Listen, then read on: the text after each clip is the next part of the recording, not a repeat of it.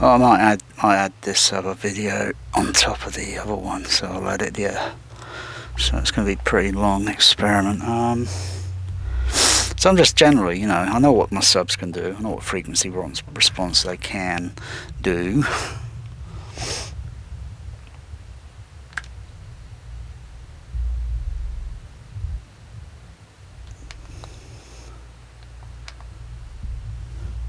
So, that sort of difference there.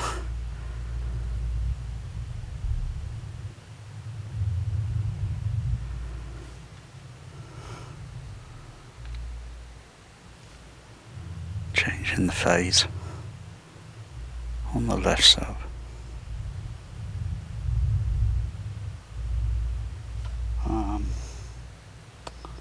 Let's try pink noise.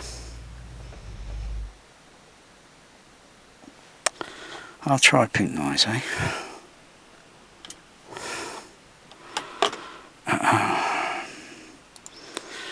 Should get a level input on the, but probably because my gain levels are so low down. Maximum bottom level.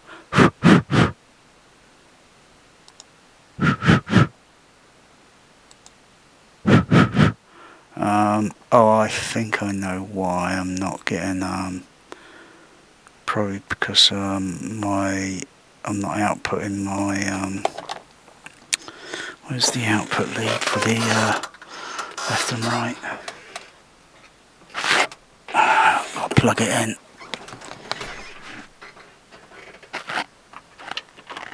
I've got the leads plugged in, so let's see.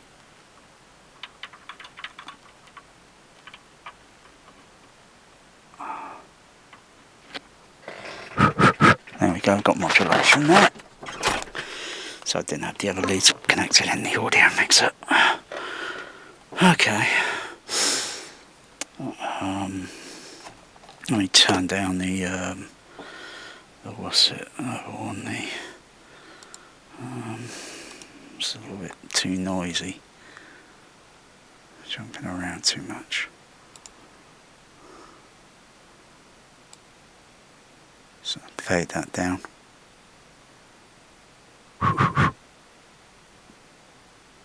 Okay, let's see what that looks like. That looks okay-ish. Okay, let's see.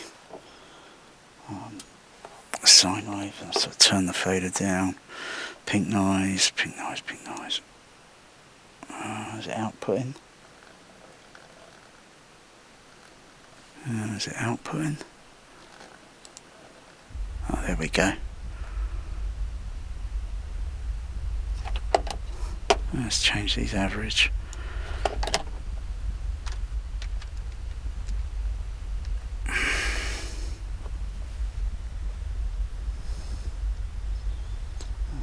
Just the phase.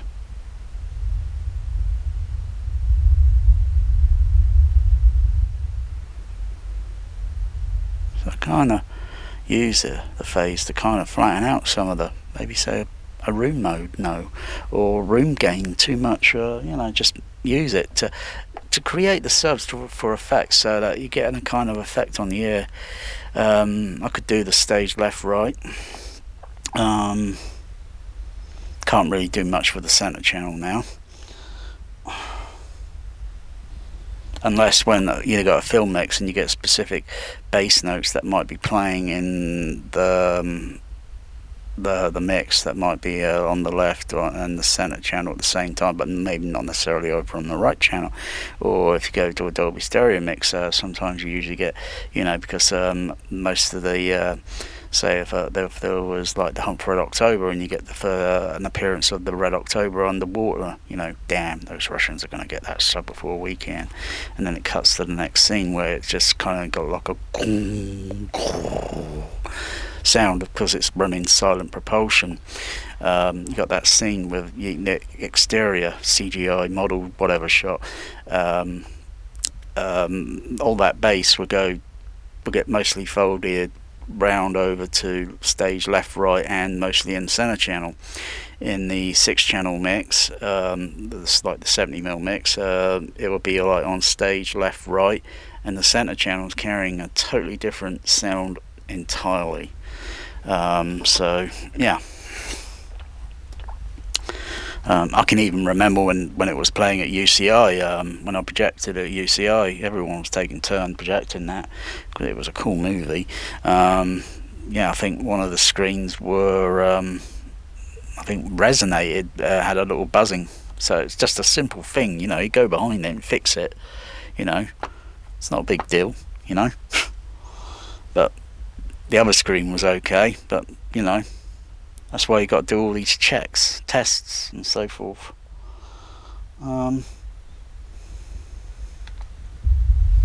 That's just adjusting the plurality. I can hear it partly on the in-room still, as well as on the headphones in kind of stereo. Because I've got the pan pots for the subs set for left and right. I could put additional mics in, and then adjust the pan pot adjustment and level, EQ and all that, and pick a sound field up over, spread it over the front. I think you could get some good results there. I think with oh yes, the bass in all seats, whatever. Just this. We'll sit on the camera because it's a little bit. This video is going to be bloody long. Yeah,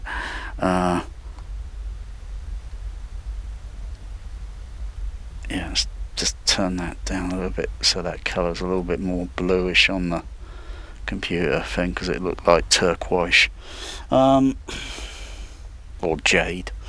I'm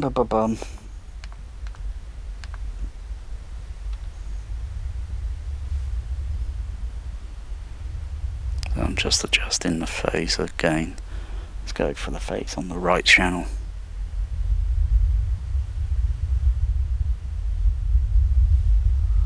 See, most people are probably doing their sub bass with a single microphone.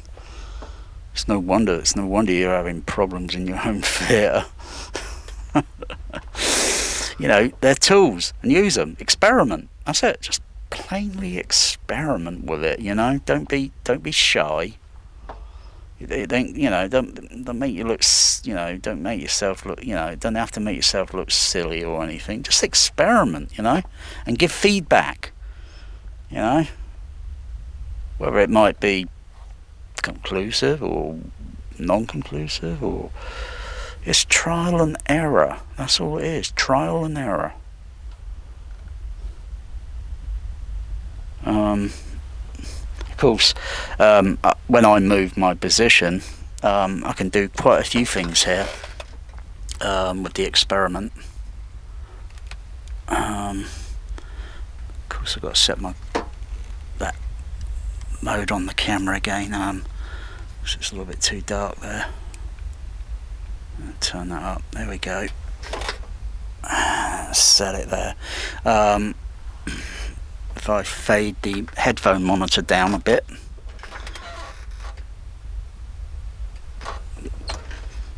so I've got just take those off and just move. You know, that rumble effect on the sub bass, it pretty much stays the same. As well as the I'll just fade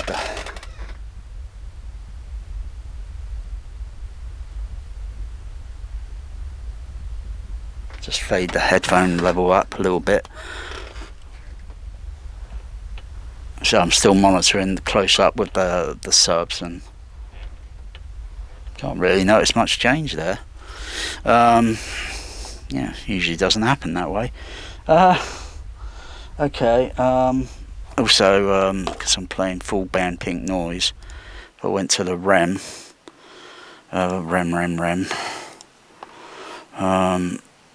noise, and turn that camera around.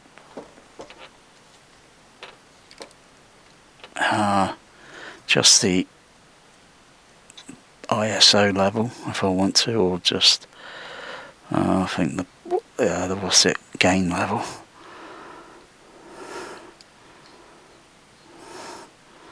Okay. Okay, so you can just see the computer, so it's clear. So if I change the frequency, let's just play it and then go up and change, because it's like a crossover low pass high pass filtering on the, put it at 500. Not much change there. No, actually there was a slight change. It went up in level a little bit, and as I decrease, the sub bass gets louder. So if I went to boom boom boom 200 Hertz, just nudged up a slight, went up a slight fraction. 100. Yeah, I can hear it. Also, the pitch of the thing, pitch of it changing now.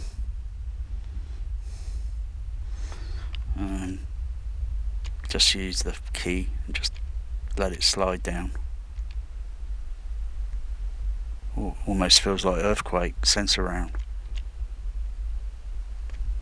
Noticing a strange effect with it at set at 54 Hertz, 50, 60. So if I change the low end up here on the, just set it down lower.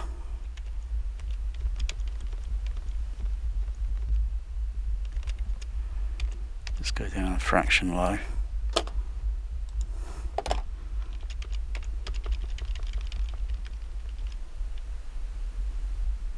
Yeah, that rumble effect.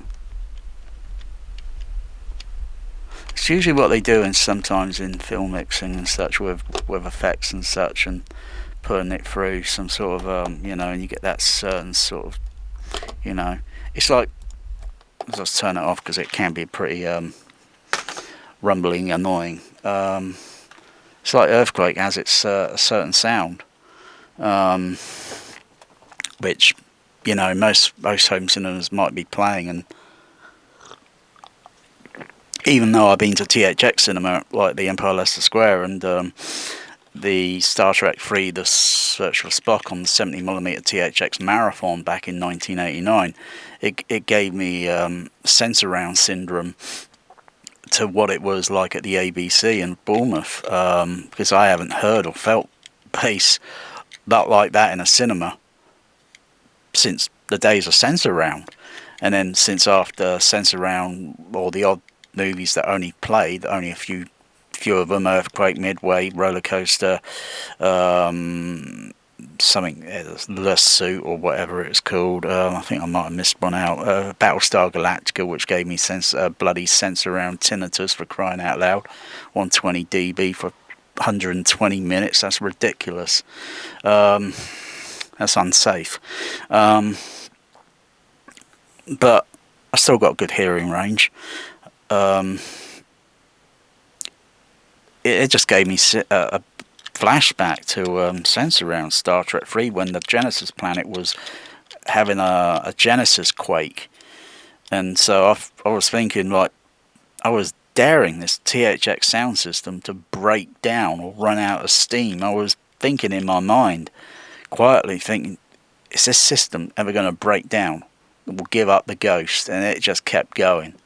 It was pressing against my body, and it was like Sensurround, only better than Sensurround. So I think they the word is, the rumor is that when Dolby Labs were trying to approach, or George Lucas approached, and he wanted Sensurround, but then they tried to say, no, that's crap. Dolby Labs say it's in an article somewhere, and they said it's crap or shit, and ours is better. Well, that sounds like you know, yeah, typical sort of you know, company sort of marketing. Ours is better, publicising ours is better and theirs is not. It's a gimmick and all that, and it could be done better, even though it could only be done so better. It had been improved over the years and such, and things like Mega Sound, on a few handful titles. What the heck? Superman 2, Wolfen, Outland, um, supposedly Blade Runner. Um, hmm. Um,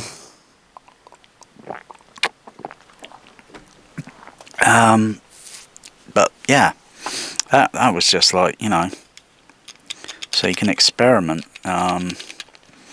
with what you got at home, but whether some speakers can really handle a film like Earthquake, like, those typical little hi-fi speakers, like Calypse and such. I'm talking about the little home versions, not like the cinema versions. I'm sure the cinema versions are pretty decent, but you don't want to go out and buy something that's going to be a little bit pricey, and you want to go on eBay and look around on eBay. Who knows? You might come across some Sherwin Vega Sensurround speakers, but they're pretty damn large to stick in your home, and it really wouldn't accommodate very well, and you would have to spend quite a bit of time to get the levels at a rumble sort of thing, but at a different sound pressure level. I can't say you can't do, you can't do that, because, well, if you do, you can hear things them rattling in your home, and it's just going to sound rubbish. You don't want to hear. You want to hear the soundtrack. You want to, I'm sure maybe some of the Sensurround cinemas probably had rattle problems or whatever issues, with their system and such. Not that I noticed. So Sherwin Vegas are probably very rare. They show up on eBay. There are allegedly some still in this town, hidden somewhere. So the rumour goes. Anyway, but you can get other things that are a little bit better and probably do more or less, like I say, the JBL, the 4675s, with the 4645 subs, the 8330 surrounds, and whatever else. It seemed to do it. Otherwise, they wouldn't really be advertising the THX sound system at the Empire as like, how they were, and it was absolute Dino Supreme.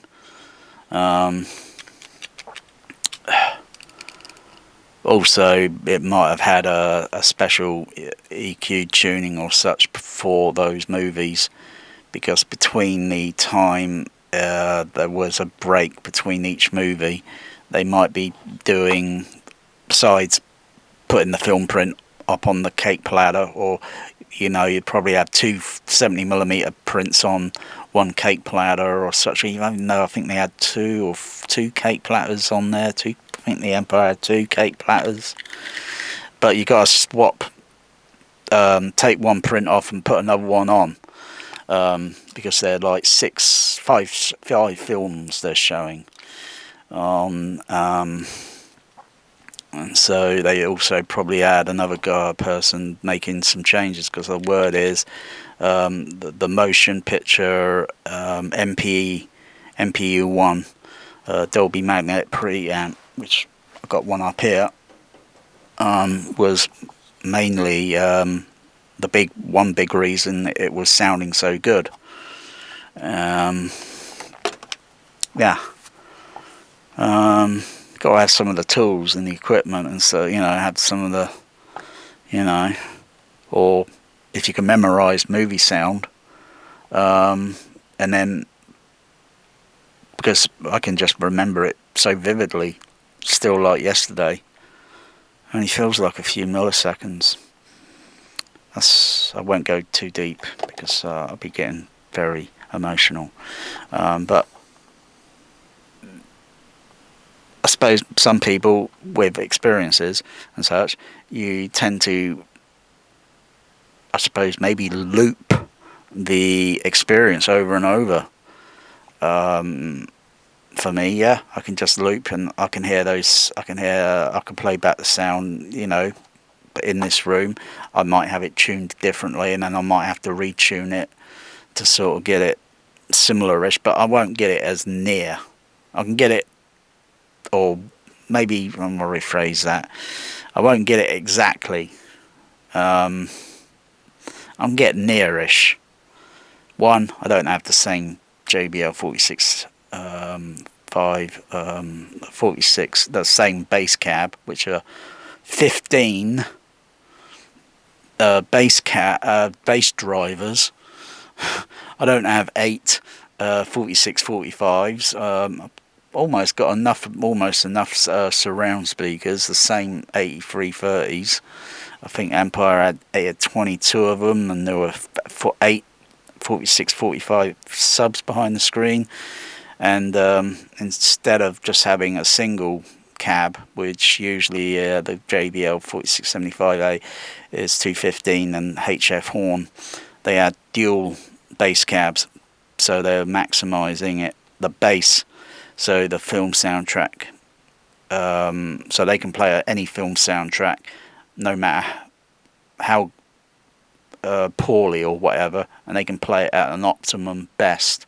So basically the system went beyond the most rumbling of the most rumbling soundtrack, which mine still can do. I mean, they would outperform probably a little one of these Clip speakers. Sorry, it just is what it is. Unless you get the big Clips PA cinema speakers, but they're going to cost you some money. Might as well get them second hand, or get some JBL 4675As. I've seen bundles on eBay going so cheap. I'm only using 4673A, and they're only designed for more or less like a 400-seat cinema auditorium. But they do okay. Just like anything you get in the home, it's just like anything that JBL makes, like an Everest or a K2, and it's just got a stupid, ridiculous price tag on it, like 22,000. Who's going to spend 22 grand just for 2 speakers when you can go out and, heck, get some of that JBL that they had on eBay a few months ago? Whoa, the whole lot, including rack, amplifiers, the whole thing, the whole lot, for only 3,700.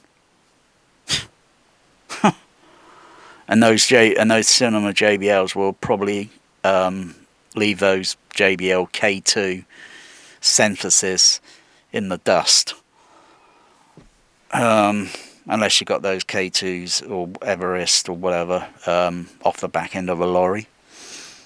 Anyway, so that's that. I might do some more experimenting. I'm just going to do more experimenting with the headphone thing, and I might do another video later, and this is going to be damn long. Okay, this is a bit of an awkward experiment. I'm just being spontaneous. It's got my mixer set that's different settings and such, so I can monitor through the headphones.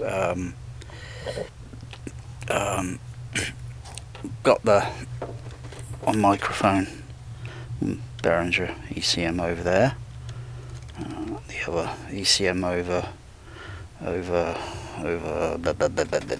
here for these subs. I'm playing a mono signal, but when and of course I've got the third microphone, which I'm using back here.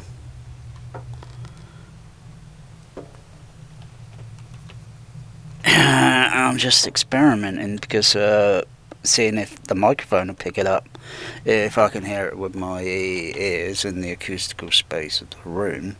I think it's going to be perfect, of course. I could put the microphones a little bit more nearer. Just to check.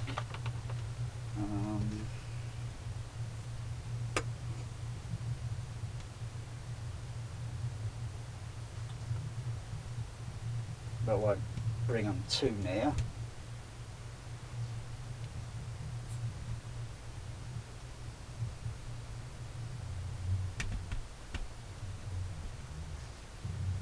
So that's microphones plus the microphone I've got back here. I've got the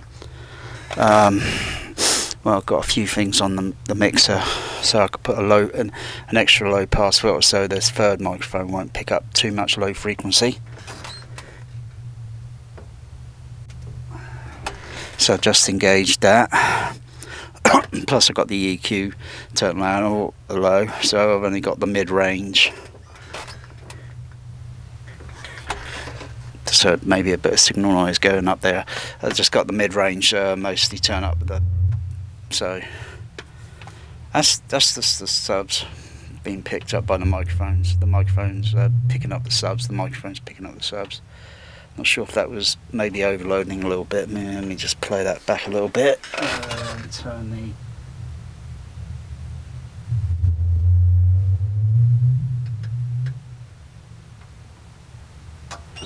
just fade down the levels a little bit on each of those left-right microphone. Let's have a look at the level.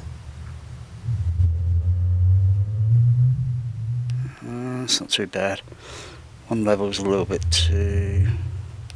Just need to adjust the other microphone gain level.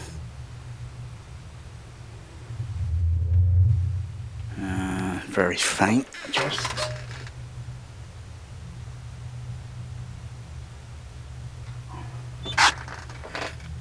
see what that's like. Okay, I'll use the slider.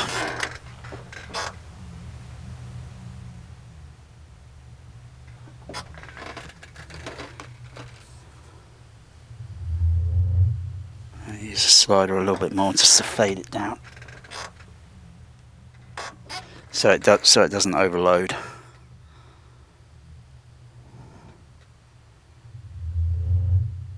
That's a little bit better. I'll just bring up the other gain level on this microphone a little bit. So let's have a little listen.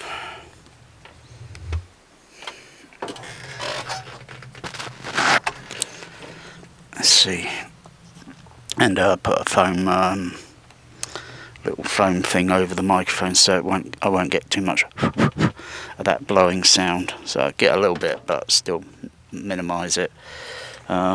I really need to put this microphone in a better position, or get a wider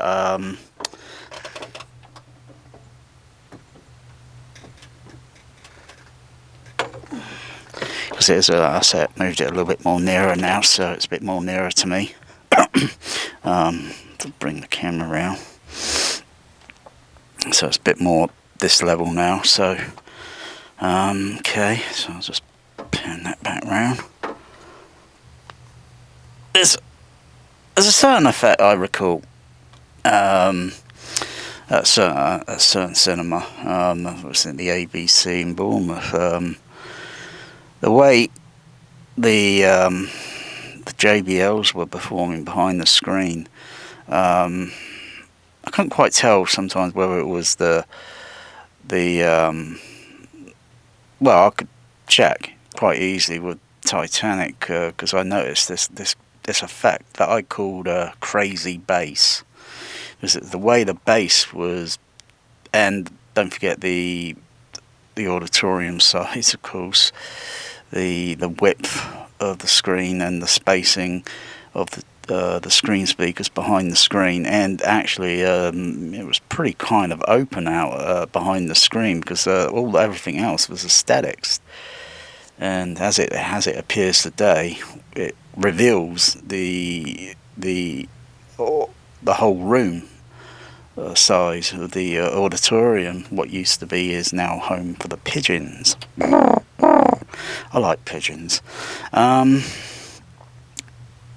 But there was this crazy bass sound that I was like hearing on my ears. It was like I could hear the bass, I could feel it a little bit. It wasn't like THX. It was just substandard Dolby Stereo cinema. So there was this bass. It was kind of like tapping on my ears. And if I just change maybe inverting one sub and then using the phase control and then adjusting it slightly. I get this effect on my ears that kind of, and I can move my head position. So if I turn the camera around, I could sort of move my position by sort of shifting while listening to the tone, as well as one other JBL is a little bit different than the other JBL, that sort of thing. And I noticed that I can hear a little bit other frequency that's sort of filtering in. So I just used the crossover and just set the crossovers differently within a 20 cycle difference, a 20 cycle difference between the sort of like one set at 82, one set at 62, and just looking at the levels, and because of the room mode and gains and all that jazz, and just experimenting. But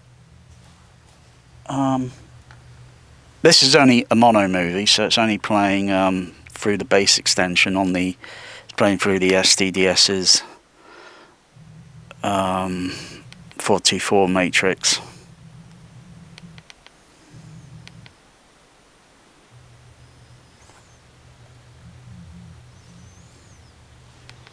So if I change the phase or the polarity, probably notice it on the microphone pickup or on the record.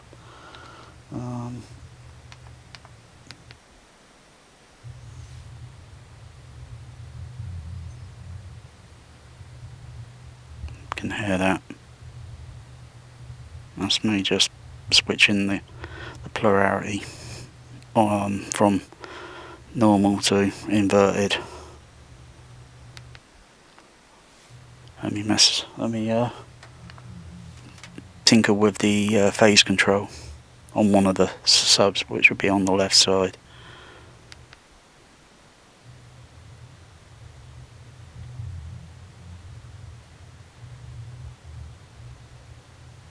So you can probably hear that kind of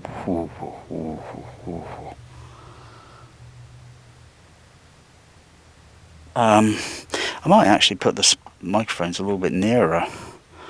I could do that. They're only at where they are at the moment. They're only probably about less than 1 meter distance away from the subs.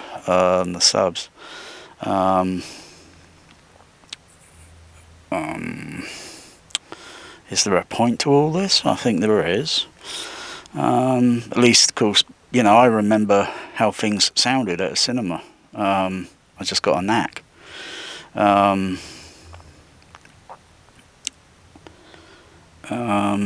Also, the cinema only had one JBL 45 sub behind the screen. I didn't even know where it was placed, but once now you can see what's behind the screen.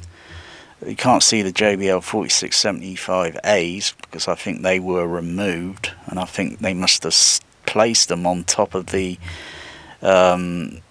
other existing speakers that were used behind the screen during for the 1960s and such, and up to the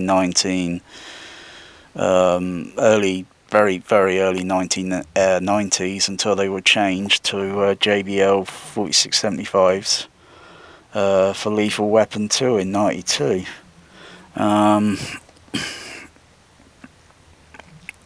But they left the 4645 sub empty box. Don't know where the sub driver went. And these big, large, which I've seen before. Someone showed me, a projectionist showed me there, I think it was 1988. 88. He showed me behind the screen. And I thought, wow, look at these speakers. They're freaking huge. I mean, you wouldn't get them in the auditorium. They would probably be what's called like a flat pack, and you got to assemble them. Bring them in and then assemble them into the the other JBLs and all that. You can easily get them in and out through the exit because they're a different size cabinet. But the old type, they're like Altec, A4s or something. Huge. But I think these ones were British make. They looked similar-ish, with wings and two bass, kind of horn bass loaded sort of thing. You can hear that effect on the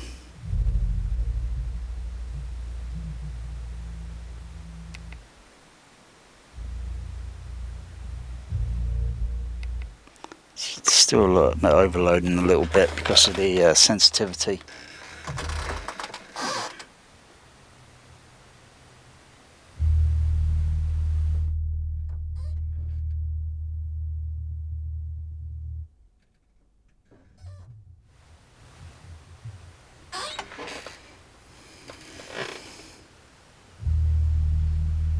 Now I'm just trying to see if this other microphone might be, even though I've got some low pass filter and the basic EQ turned down on it, so it shouldn't pick up too much, but it could possibly well still be.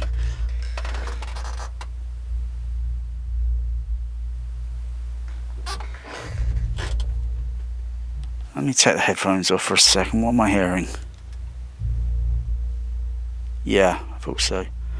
I'm hearing a bit of resonant because of something vibrating behind the screen, which might be a little bit something, because I use things behind the screen for stacking other things, other JBL speakers that I'm not using at present, and so they might just be jittering. That's all.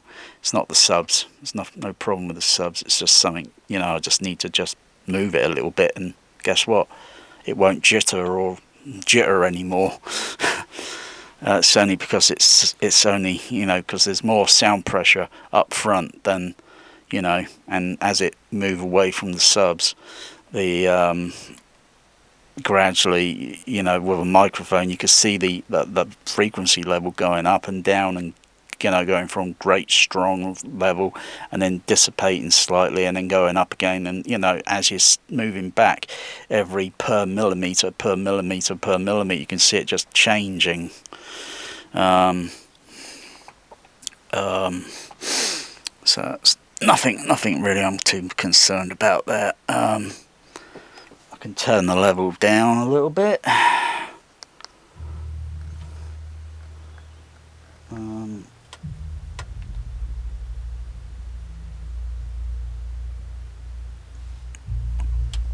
Turn the level down a little bit there, and turn the gain level up on the microphones.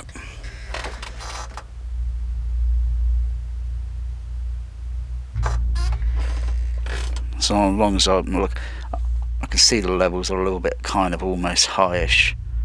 I think I see a little clipping there, so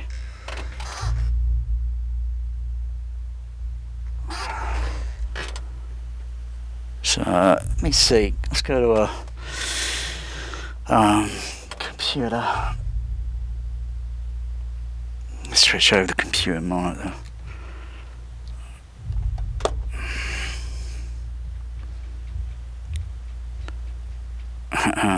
Okay.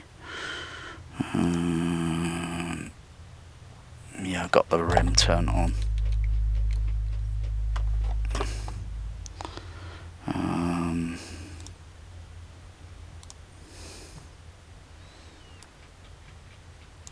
So the microphone's picking up.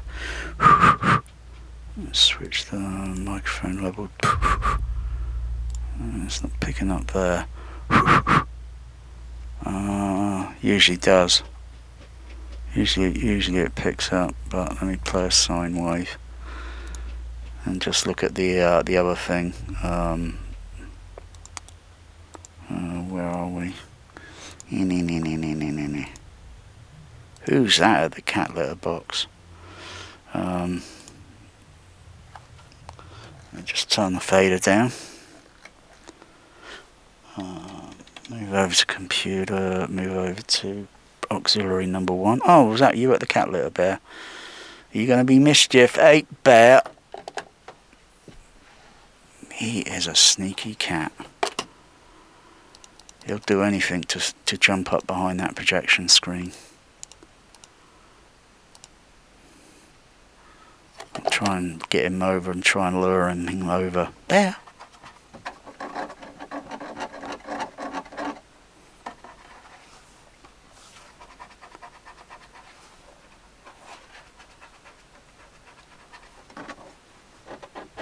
What's that, Bear?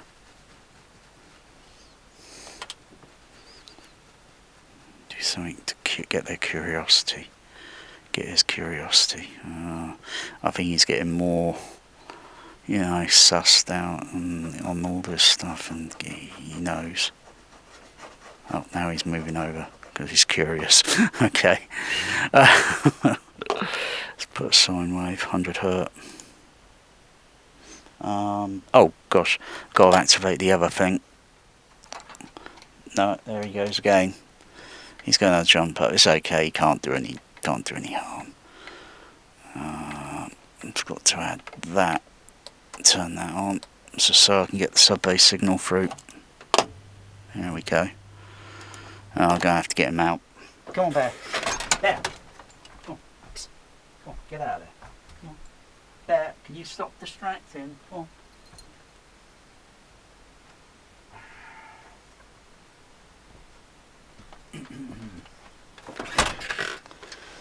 He's a naughty kitty cat. So I'll just go down a little bit lower in the frequency. That's 40 hertz there. Whoa. Wow, listen to that, that's cool. Come on, Bear. No, I don't trust you. Come on, sweetie. Come on. Settle down, Bear. Bear, settle down. Tell him to settle down. It's only when I'm in the room I can leave the door open, go to bed. He comes in the bedroom, or he goes on the climbing tree and behaves, or he misbehaves. Again, depending. That's 31.5, 25. Turn the fader up a bit. I've got an eyeball on the mix levels here on the camera. Camera. Yeah, let's turn that other fader up. Let's turn that other slider up.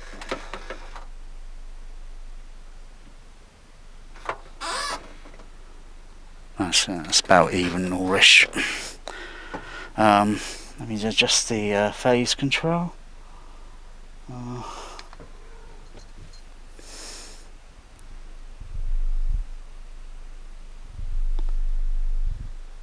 it's kind of waving up and down a little bit there. Change the polarity.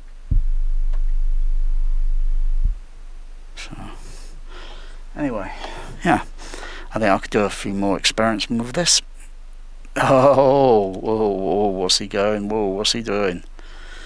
Bear, you're a mischief kitty cat. Yes, you are. You're mischief. Anyway, I'll post this up.